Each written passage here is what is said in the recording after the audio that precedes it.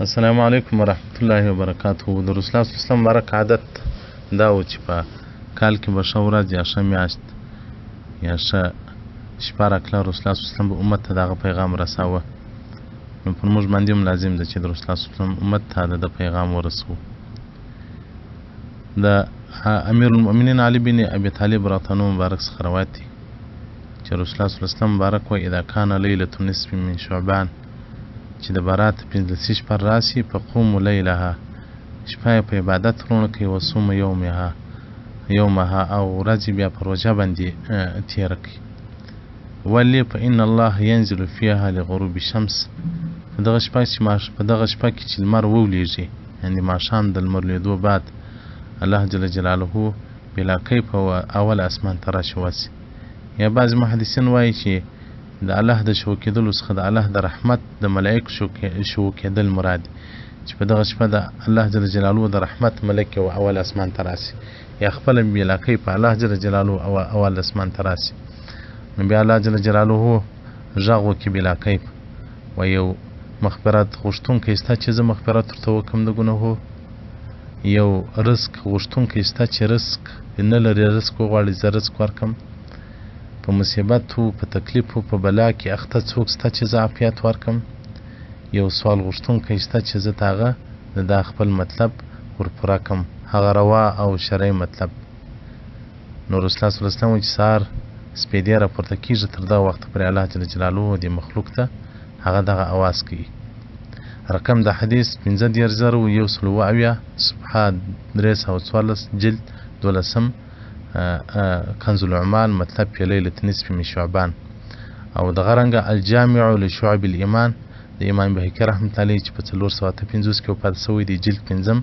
صفحه 345 رقم د حدیث 3542. او دغه رنګه اشاره د تنه مبارک وایي چې رسول الله صلی الله علیه وسلم مبارک یو وخت کور ته رالی راووتی، وایي ما ته غیرت رالی چې ما خیال کېږي د نور بیبګانو خونو ته تللی دی. ورله مالت مې وکتل نه و چې ووتم په جنت البقیع کې رسول الله صلی الله علیه وسلم پر سجده باندې پروت دی.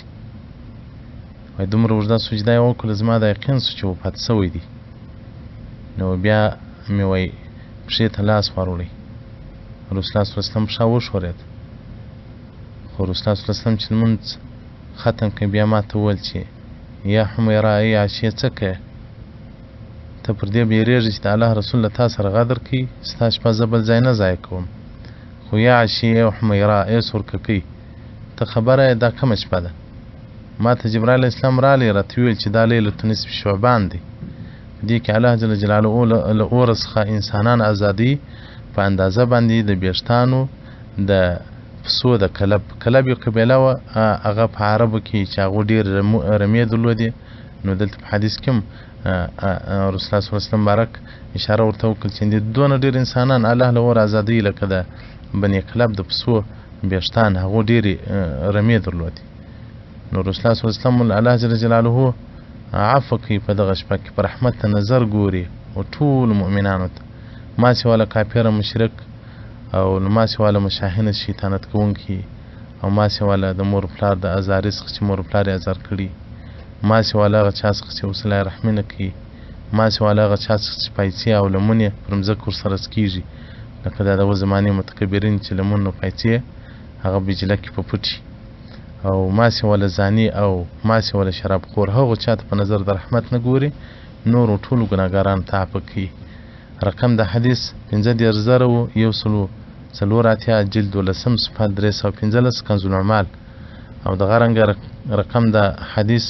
3540 جلد 5 صفحه 355 الجامع لشعب الامام د امام بهقي رحمت الله علیه. او دغه رنګه امام غزالی رحمت الله علیه مبارک په مکاشف القلوب صفحه 455 کې وایي للملائکة في السماء عید کما ان للمسلمین فی الارض یوم عیدا. ملائکه هم اختران لري لکه مسلمانان. نو د ملائکو اختر چې دی هغه لیلة نصف من شعبان د برات 15 ته دی اختر دی. او عبدالله بن عباس رضی الله مبارک وایي یقضي الاقضیه فی لیلة نصف من شعبان، په دغه شپه کې د شعبان په 15 کې هغه د انسان د آینده کال ټول عمر قضا کیږي. ويسلمها إلى أربابها في ليلة القدر. خو د شب قدر په شپه باندې هغه څلور ملایکو ته هغه شان ور وسپارئ. تفسیر مظهري جلد اتم صفحه 388 د سورة دخان په تفسیر کې دا حدیث او روایت ذکر کړی دی. او مولانا اسماعیل حقی البروسی رحمت الله علیه مبارک په تفسیر البیان جلد اتم صفحه 404 عن جزء الخامس والعشرون د سورة دخان د اول او دریمو آیاتو په تفسیر کې وایي چې په دغه شپه باندې د انسان د آینده کال ټول شان هغه تنظیمیږي. نو دلته څلورو ملایکو ته شان وسپارل سي. د رزق ورکې میکایل علیه السلام ته او د جنګو د زلزلو د مځکې د خصب کولو د یو اسماني ټکر د رانازلېدلو هغه ورکې و جبرائیل علیه السلام ته وسپاري. او د اعمالو چې اعمال پورته کېږي دا اعمال به کوي دا به پلانکی کوي هغه او اسماعیل چې صاحب السماء دنیا دی هغه ته وسپارل کېږي. یو عظیمه ملکه ده. او د اورحانو د قبض کولو ورکه و عزرائیل علیه السلام ته وسپارل سي. نو وایي تر داسې اندازې پر یو سړی په بازار کې روان وي خاندي خو د ده په دغه شپه د ده په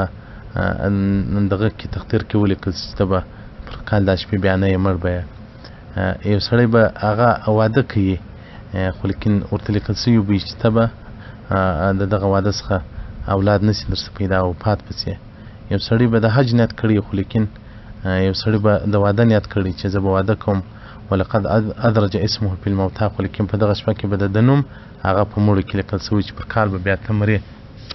او دغه رنګه امام بهقي رحمت الله علیه په الجامع شعب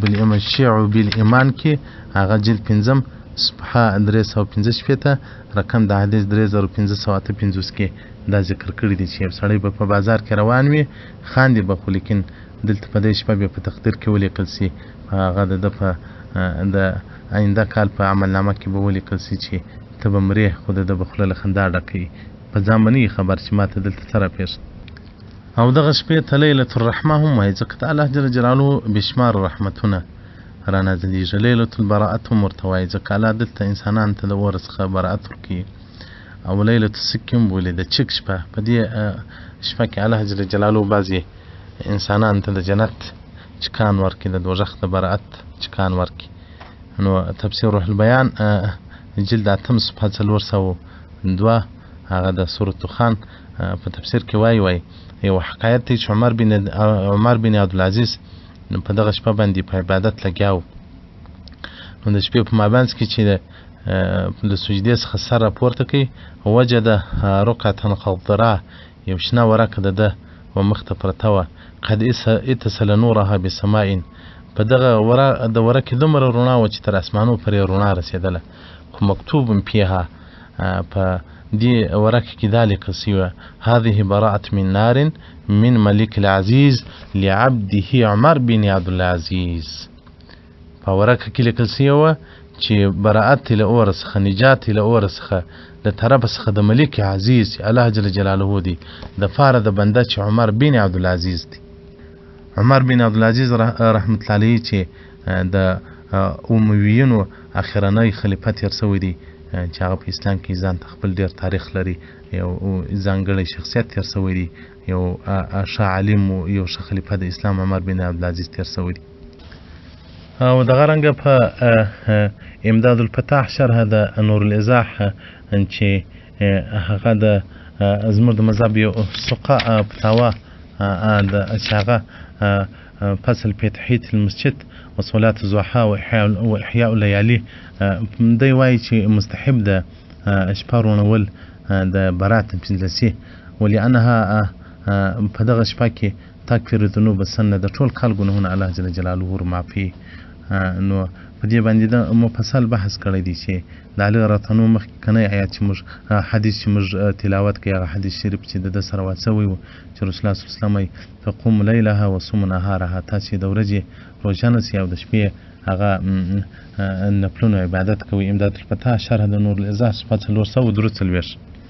او دغه رنګه د رسول الله صلی الله علیه وسلم مبارک څخه روایت ومن احیا الليالي الخمسه که 15 شپې چارونه کړي وجبت له الجنه هغه ته جنت واجب دی چې هغه یوه د ترویې شپه ده او یوه د عرفات شپه ده یوه د نحر شپه ده یعنې یوه د اتمو د نمو د لسم شپه او بله د کشني اختر شپه پنځمه د برات هغه د برات پنځلسی چې سړی ورونه کې په عبادت باندې او دغه رنګه دغه حدیث امام منذري په ترغیب الترهیب جلد صفحه 98 کې روایت کړی دی او دغه رنګه او روح البیان صفحه 403 سورة الدخان الجزء 25 جلد اتم او دغه رنګه د رسول الله صلی الله علیه وسلم مبارک عاشر او تنا پښتنه ځنو کې چې رسول الله په بل میاشت کې دومره ته پروجور ډیر نه حریص لکه په برات کې رسول الله صلی الله علیه وسلم په دې میاشت کې د انسان عملونه پورته کیږي نو عملونه یو روزانه عمل پورته کیږي هغه په سهار او په ماښام کې بل په هفته کې چې هغه د دوشنبې او د پنجشنبې ورځ ده چې رسول الله صلی الله علیه وسلم دغه رجوع امر وکړی دی چې تاسې یې نسئ بل سالانه کلانه په کال کې چې عمل پورته کیږي هغه په برات کې پورته کیږي او دغه رنګه قرطبي جلد 14 صفحه 111 سورة الدخان او صفحه 111 جلد 14 قرطبي سورة الدخان او دغه ډول تفسیر مظاهري او روح المعاني او روح البیان دې ته مفصل تحقیق ورکړی دی محترمین ورونو اوس په راسو د دغه شپې په باره کې یو لمونځ ته چې هغه وهابیان یې نه مني وایي دا لمونځ نسته او یا دا حدیث موضوعي دی وهابیان خو نو اصل کې دوی وایي نه یو ځای پر بل ځای فضیلت لري نه یو څوک پر بل چا فضیلت لري نه یوه ورځ پر بله ورځ فضیلت لري دی وایي زما او ستا او د نبي هېڅ فرق نشته ته ایمان صاحب له ځانه ځان جوړ کړه ایمان صاحب یا څوک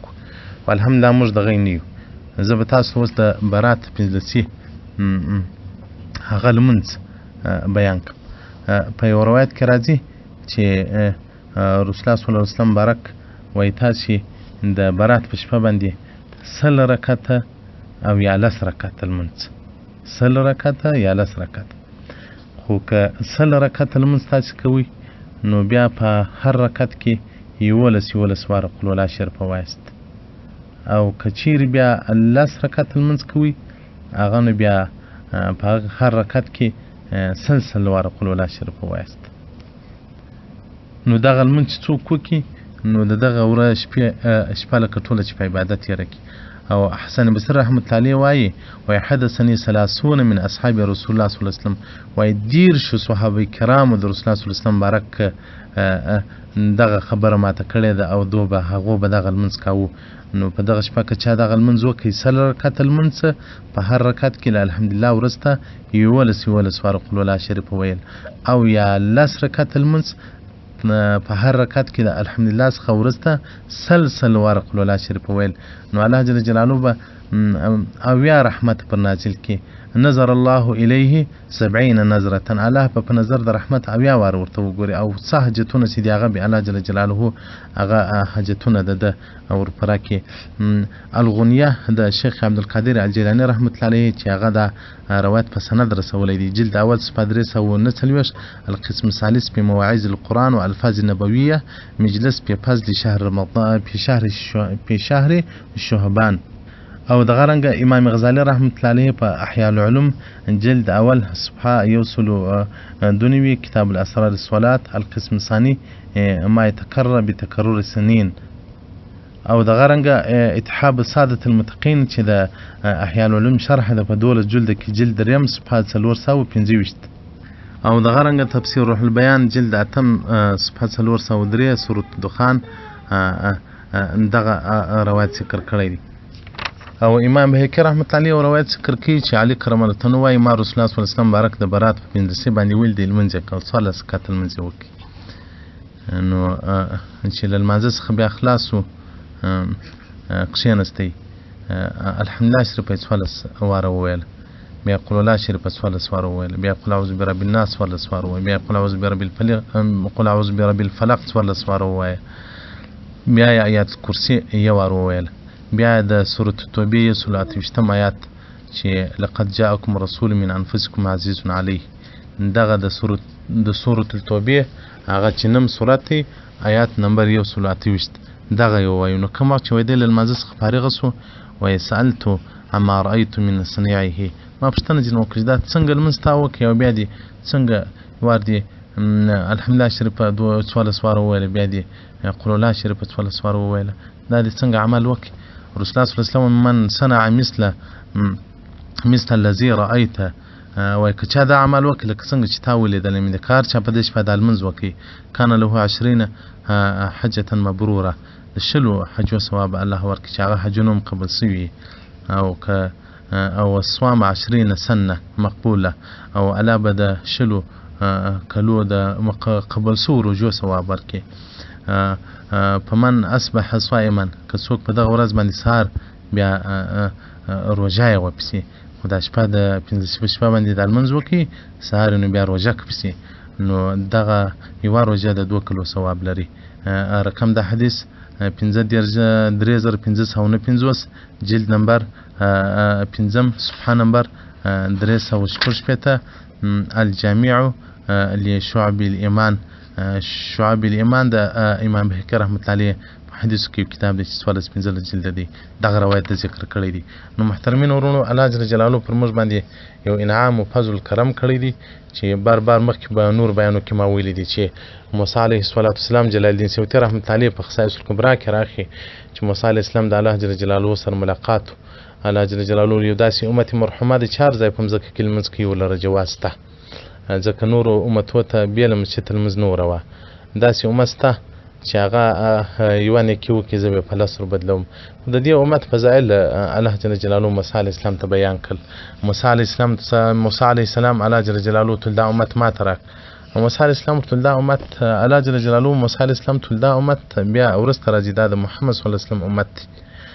نو بیا موسی علیه السلام چې دا زړه ته ولیدل چې دا امت ماته نه راکوي، نو الله ته اللهم اجعلني فی امتي، ما د په امت کې راوپاڅوه. نو موږ امت الله جل جلاله عجب شي شپې را کړي دي او عجب شي ورځې را کړي دي. راځي په غفلت نه کوتیري، عبادت که نوس کولی، راځي له ګناهو څخه ځان کې بچاو کو، خصوصا خپلو اولادو کوچنیانو و زنانو ته د دې ورځې فضایل بیان کو او د دې ورځې په فضایلو باندې خبر کو. او دا چې نور لا مذهبه ډلې دي بس هغه ته دې الله هدایت وکړي، که بې نه کړي الله دې مخ ته مځکې چمپا کړي، هغه خو یو شی نه مني، هغه خو سکور دا څونه حدیث و تفاسیر و د فقه د کتابو حوالې ما ټولې درکړي، هغه خو نو دغه یو شی لا نه مني. الله دې موږ له دې عقاید وساتي. نو دا د لیلة شعبان فضایل و الله جل جلاله دې موږ توفیق راکړي چې دا شپه په عبادت، په درود و په تلاوت باندې تېره کړو. حسن بصري رحمت الله علیه مبارک وایي چې ما 10 صحابه کرام ولیدل چې دا لمونځ یې کاوه او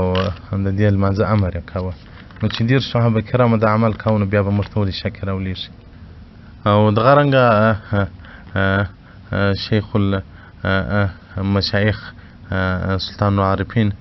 شیخ عبدالقادر الجیلانی رحمت الله علیه چې په 1520 هجري سنه کې وفات شوی دی، الغنیه د دې یو کتاب دی، هغه صفحه 341 جلد اول کې وایي چې د انس بن مالک تانو څخه روایت دی چې هغه وایي چې صحابه کرامو به د شعبان د برات میاشت ته وکتل چې راپورته به سوه، دوی به بس پر قرآنو باندې پرېوتل، قرآنونه به تلاوت کول، او مسلمانانو به د خپلو مالو زکاتونه ورکول فقیرانو ته چې د روژې دپاره هغه یې څه تیاري ونیسي. او په دغه وخت کې چې کوم عمرا و والیان و هغو به بندیان هغه ازادول له بند څخه، او چې کوم تجاران وله هغو به د فقراو د مسکینانو سره ډېر کومکونه کول. او دی وایي چې دا شعبان 5 توري دي، شین دی، عین دی، بیا د الف دی، نون دی. وایي شین چې دی له شرب څخه دی، الله د دغه شپې په برکت د دې میاشتې برکت انسان ته شرافت ورکوي، شرافت قیامت په اعمالو سره راځي. نو چې په دې شپه کې د عمل وکړي نو خو د مخکې مې فضایل درته بیان کړل. او عین د علو څخه دی، سړی په لوړېږي په ورځ قیامت چې هغه وابیان خلک چې دا نه لمونځ کوي نه مني هغه به هلته رډې ګوري، دا مؤمنانو چې دغه لمونځونه کړي هغه به علو لوړوالی لري. او بیا له بیره څخه د نیکۍ څخه د په دې ورځ سړی الله نیکوي، او الف ته الفت څخه د الله سره بې محبت پیدا شي، نون نور څخه د انسان د نور رڼا به ډېره شي. نو دی وایي فهذه العطایا من الله تعالی لعبد فی هذه شهر، دغه 5 اعطا وي الله جل جلاله خپل بنده ته ورکوي نو الله دې موږ د الله د رحمت او د الله له فضل څخه په دغه شپه باندې نه محرومه کړي. الله جل جلاله دې د دغه شپې برکات او د دغه شپې انوار او فضیلتونه دې الله جل جلاله موږ ته را په برخه کړي. الله دې د عبادت توفیق راکړي. والسلام علیکم.